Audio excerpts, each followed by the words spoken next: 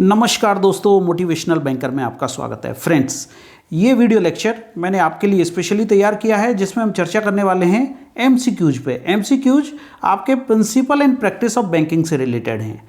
Principal and practice of banking का जो आपका पीपीबी 1 का पेपर है उसमें प्रायोरिटी सेक्टर से रिलेटेड काफ़ी क्वेश्चंस पूछे जाते हैं। उसी को ध्यान में रखते हुए प्रायोरिटी सेक्टर से रिलेटेड क्वेश्चंस मैंने आपके लिए तैयार किए हैं। तो चलिए शुरुआत करते हैं। देखिए, शुरू करने से पहले आपको बता देता हूं कि आपका हौसला अगर पक्का है तो आप और सक्सेस के बीच में कोई दूरी नहीं है। कहते हैं ना, मंजिलें क्या हैं, रास्ता क्या है। मंजिलें क्या हैं, रास्ता क्या है, हौसला हो तो फासला क्या है। तो आपका हौसला बना रहेगा तो आपके और सक्सेस के बीच में कोई फासला नहीं रहेगा। इसलिए अपना हौसला बनाए रखिए और रोज़ तैयारी करते रहिए, डेली पढ़ते रहिए ताकि आप एग्ज़ाम को आसानी से पास कर पाएँ। चलिए शुरुआत करते हैं। हमारा पहला क्वेश्चन है, देखिए फर्स्ट क्वेश्चन क्या कहता है, the activity covered under agriculture under the priority sector lending are classified into how many sub sectors. देखिए, आप याद रखिए प्रायोरिटी सेक्टर में एग्रीकल्चर जो है उसको 3 सब सेक्टर्स में बांटा गया है। 3 सब सेक्टर आपके कौन से हैं? पहला है आपका फार्म क्रेडिट, दूसरा है आपका एग्रीकल्चर इंफ्रास्ट्रक्चर, और तीसरा सेक्टर आपका कौन सा है? तीसरा सेक्टर है हमारा एंसिलरी सर्विसेज।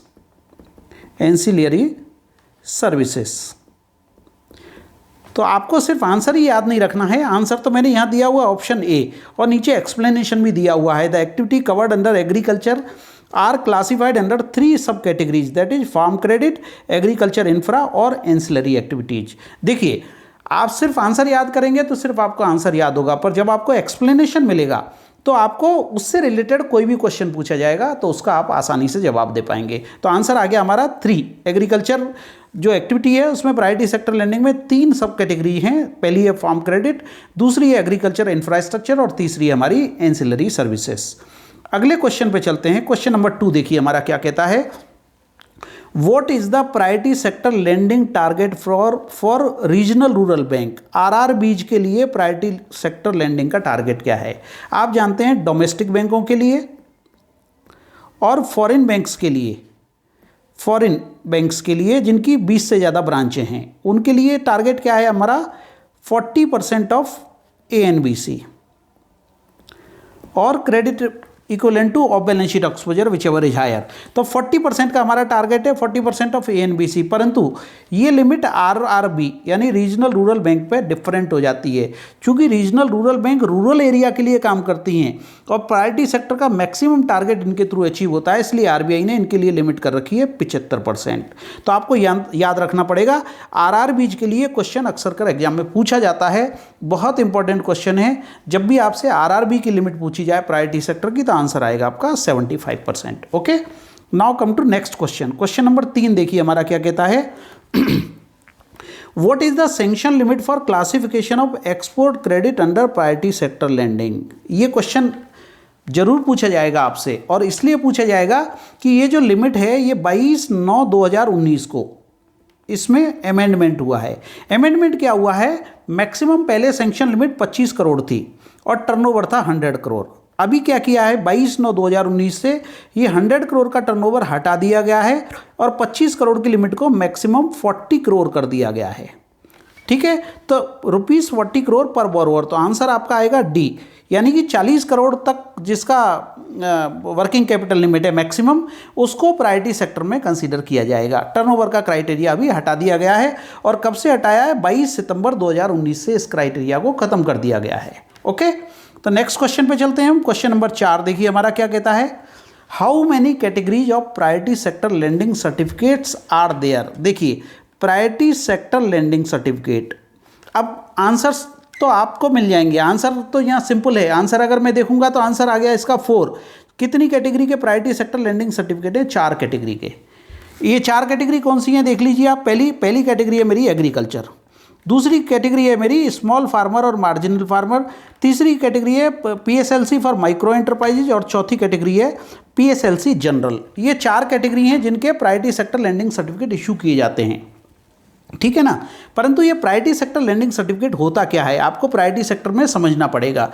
देखिए, बैंकों को, डोमेस्टिक बैंकों को 40% का टारगेट अचीव करना होता है, ठीक है ना। 40% का टारगेट अचीव करना है। अगर ये बैंक 40% टारगेट अचीव नहीं कर पाई, इसने 30% ही टारगेट अचीव किया, तो जो 10% का डिफरेंस आपका आया, उतना फंड आपको RIDF में डिपॉजिट करना पड़ेगा, रूरल इंफ्रास्ट्रक्चर डेवलपमेंट फंड। और यहाँ जो रेट ऑफ इंटरेस्ट है बहुत कम होता है, 2 से 4% के बीच में इस पर इंटरेस्ट मिलता है, तो बैंक को इसमें बहुत लॉस होता है और ये लॉन्ग टर्म के लिए फंड आपका इन्वॉल्व हो जाता है। तो उसके लिए एक तरीका बनाया। देखिए, 2009 में रघुराम राजन कमेटी ने रिकमेंड किया कि प्रायोरिटी सेक्टर लेंडिंग सर्टिफिकेट का कंसेप्ट लाया जाए, जिसको 2015 में, कब, 2015 में इसमें इसकी गाइडलाइन बनाई गई। 2009 में इन्होंने रिकमेंड किया और 2015 में इसकी गाइडलाइन बनाई गई। जब प्रायोरिटी सेक्टर की जब गाइडलाइन चेंज हुई 2015 में, तब इसको इम्प्लीमेंट किया गया और 2016 में इसको RBI ने इसकी ट्रेडिंग गाइडलाइन इशू की। प्रायोरिटी सेक्टर लेंडिंग सर्टिफिकेट होता क्या है, जिस बैंक का एक्सेस प्रायोरिटी सेक्टर हो गया है, वो अपना एक्सेस पोर्शन उस बैंक को बेच सकती है जिसने प्रायोरिटी सेक्टर का टारगेट अचीव नहीं किया है। आप याद रखें, RBI का पोर्टल चलता है ई-कुबेर, उसके थ्रू इसकी ट्रेडिंग होती है, इसकी एक फीस है। देखिए, मैं आपको एक एग्जांपल लेके समझा देता हूँ। आप समझिए, एक ए बैंक है, सॉरी, आपका एक बैंक है ए और दूसरा बैंक है बी।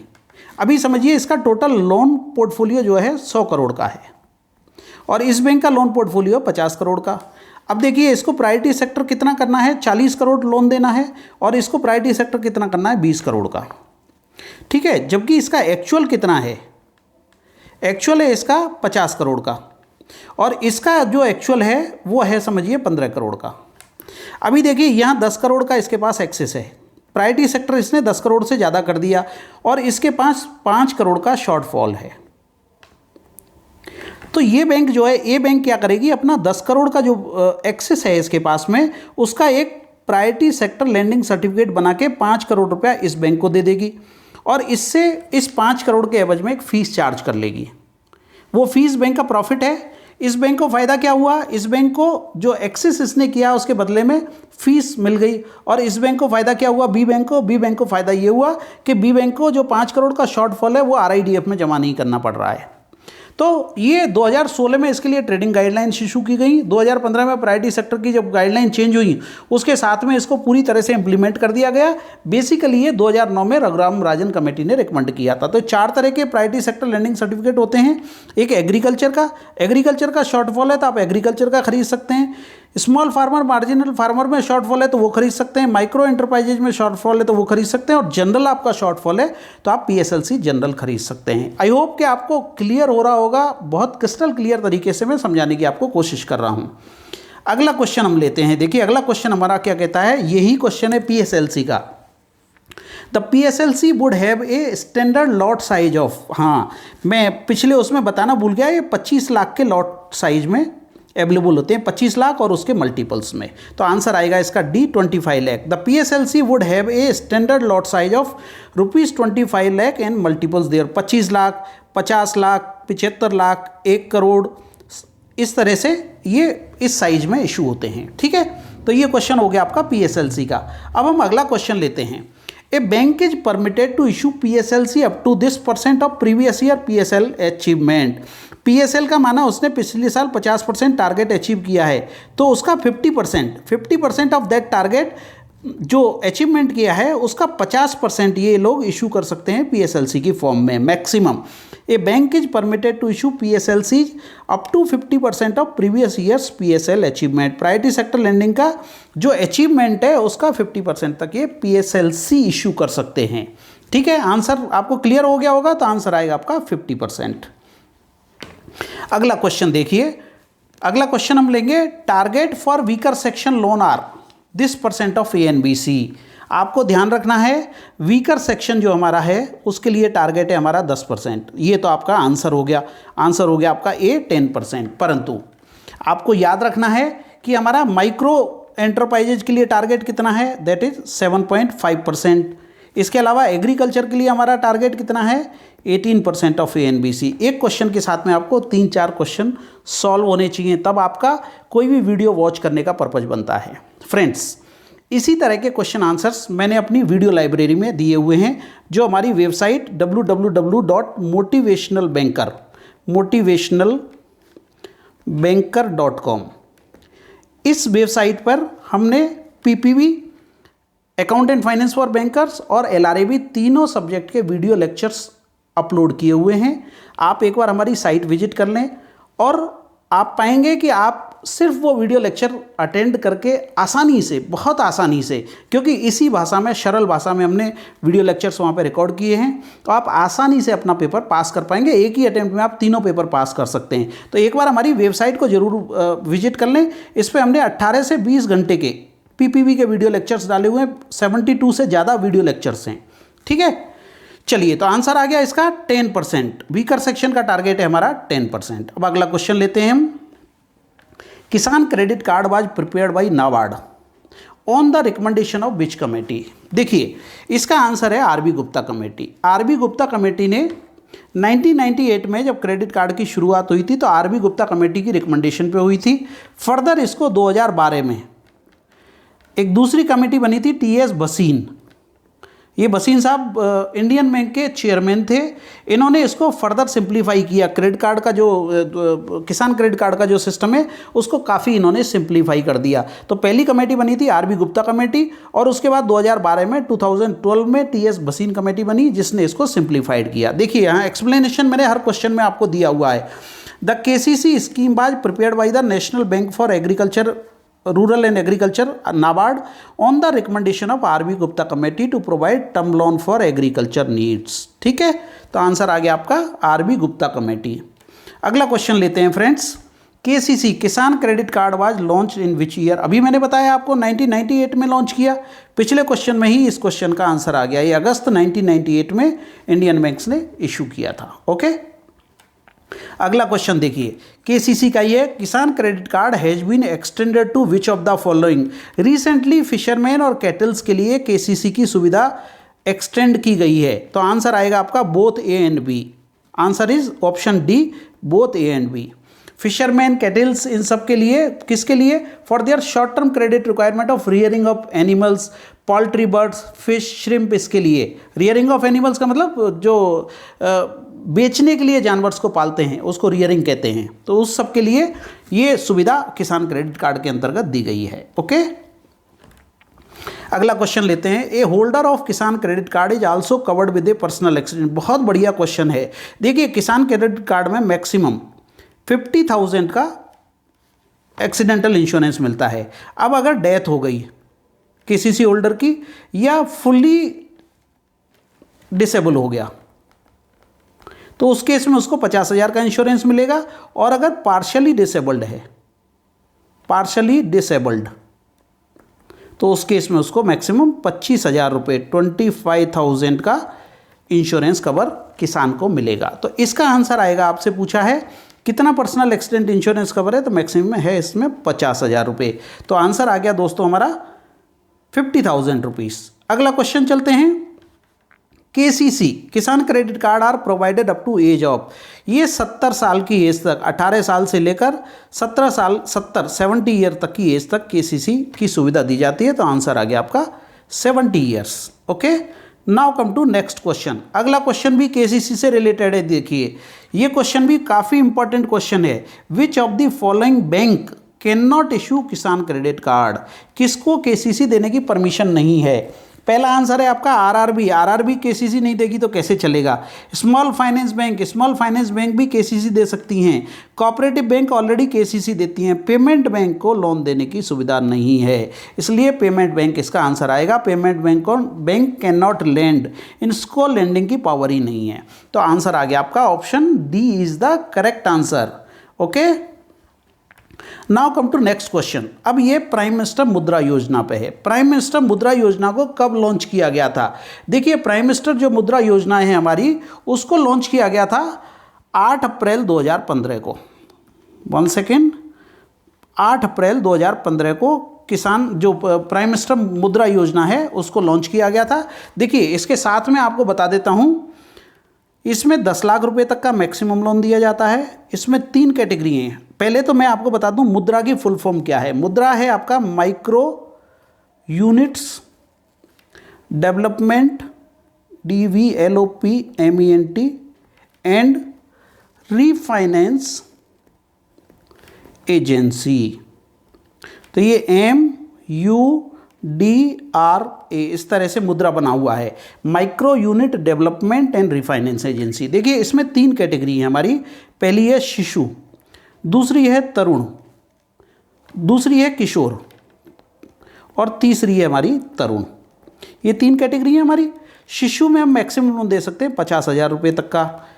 जब वो उसका बिजनेस बढ़ जाएगा, किशोर अवस्था में आ गया, तो उसको लोन दे सकते हैं 5 लाख रुपए तक का।